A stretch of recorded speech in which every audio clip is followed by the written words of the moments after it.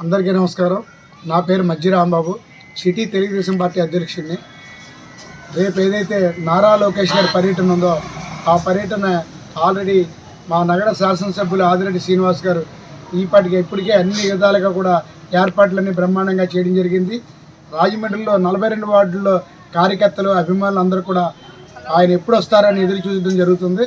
కాబట్టి ఏదైతే నగరాభివృద్ధికి పాటుపడుతున్నారో ఆ పాటుపడిన దాంట్లో మరింతగా కృషి చేసి రాజమండ్రి నెంబర్ 1 పొజిషన్ తీసుకురావడానికి నారా లోకేష్ గారు మా నగర శాసనసభ్యులకి సపోర్టెడ్గా ఉండి రానున్న పుష్కరాలకు కూడా ఏదైతే రాజమండ్రి గోదావరి ఘాట్లు కానీ అలాగే టెంపుల్స్ కానీ అభివృద్ధికి వచ్చే జనానికి అన్నిళ్ళు కూడా అన్ని విధాలుగా సమకూర్చడానికి ఈపాటికే కార్పొరేషన్ తోటి పలుమార్లు ఆదిరెడ్డి శ్రీనివాస్ గారు సమీక్ష జరిగింది. అలాగే కూటమి నాయకులందరినీ కలుపుకొని వెళ్ళడం జరుగుతుంది.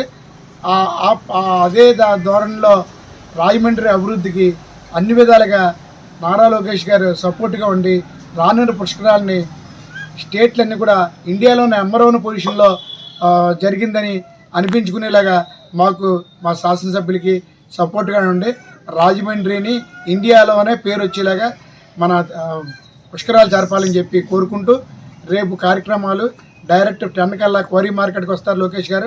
కోరి మార్కెట్ నుంచి డైరెక్ట్గా లాలా చెరువు నుంచి ఆర్ట్స్ కాలేజీకి వెళ్ళి ఓపెనింగ్లు చేసి ఐటీ విద్యాశాఖ మంత్రులు కాబట్టి విద్యకి వైద్యానికి ప్రాధాన్యత ఇచ్చి ఆయన ముందుకు నడుపుతున్నారు. కాబట్టి లోకేష్ గారు విద్యార్థుల సమస్యలు ఏమన్నాయో వాళ్ళతోటి సమిష్టికి ఇష్టాగోష్ఠి జరిపి అక్కడి నుంచి నన్నయ్య యూనివర్సిటీకి వెళ్ళి నెక్స్ట్ 2 గంటలకల్లా చెరుకూరు చేరుకుంటారు. చెరుకూరులో రాజమండ్రి క్యాడర్ తోటి మీటింగ్ పెట్టి రాజమండ్రిలో క్యాడర్కి ఏం కావాలి, అభివృద్ధి ఏంటి, ఇవన్నిటి మీద సమిష్ట జరిపి దాని తర్వాత బయలుదేరతారైనా.